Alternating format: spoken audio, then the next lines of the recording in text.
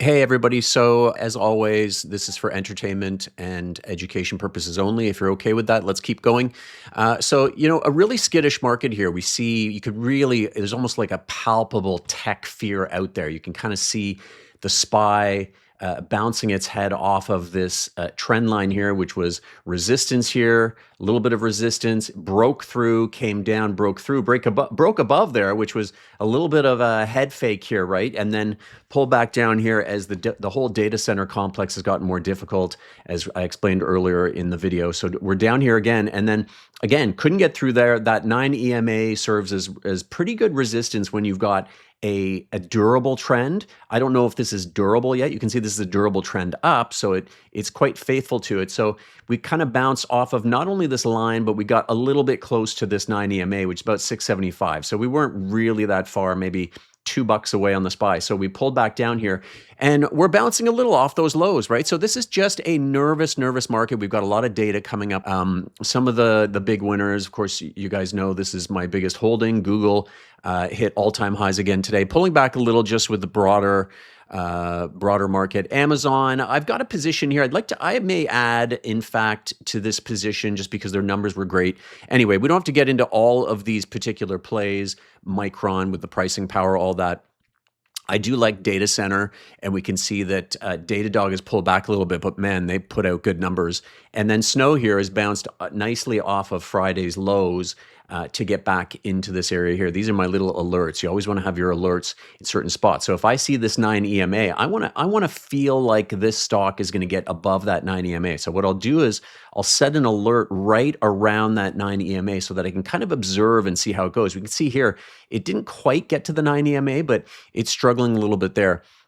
Interesting, I've been talking about the job situation and how the rich are going to get richer. The difference between that divergence between Wall Street and Main Street is just going to continue to get wider. I've talked about that for a long time now. And you can see this, look, American Express doing really quite well. Look, I mean, it's pulled back a little bit here because at some point, if you do pull back more in markets, you're going to see what AMEX is all about, which is the higher end consumer, right? So this tends to be, think of this as, the asset holders, and then look at something like MasterCard, well, not acting so well.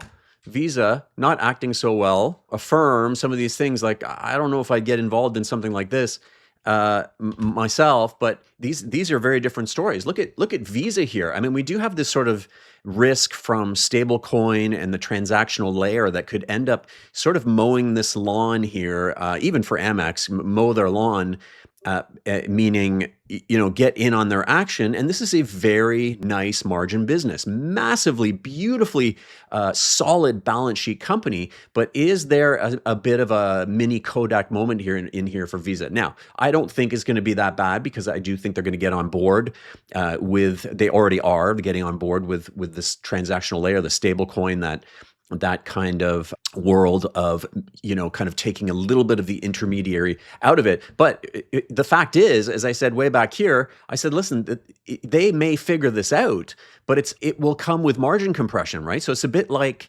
the mutual fund business. I've been in this for decades, and the mutual fund business, man, they held on to that beautiful franchise of very high fee products, really kind of screwing the investors, to be quite honest, very high fee products. And just held off on the ETF game because the ETF game was getting bigger and bigger, but they didn't want to sort of relinquish their hold on a very high profit area. And eventually, companies just started getting into ETFs because eventually the momentum is too big. And if you don't get involved in the new way of doing things and a new kind of product, you worry it's going to cannibalize your old business. But at some point, you got to get into it, right? So the problem is this is going to come with probably margin compression. So very interesting thing to see here with the haves. And then I'm not saying this is the have-nots, but I'm saying this is going to have a little bit more exposure to the broader economy, whereas American Express just tends to be a little bit more the rich people. Rich people, do they care if they're gonna, are they gonna move to some stable coin system, some transactional system? Amex is gonna give them all these beautiful bonuses, right? These guys, Amex makes big margins. That's why a lot of merchants don't like them. But for the wealthy, it's about the experience a lot of the time. For everybody down below a certain level, it's about competitiveness, right? I want to save money. I want to save money. Rich people don't care about saving money. They want a nice life. If Amex is giving them all these extra bonuses and all this protection in the front of the line on the next concert series and maybe some travel benefits and all that stuff, they get maybe first class. I don't know what all the benefits are, but that counts for a lot with the wealthy. But that's the upper tier. So I thought that was kind of interesting. So anyway, the credit card business being, I think, of interesting tell in performance on what we're seeing out there. We'll see you later.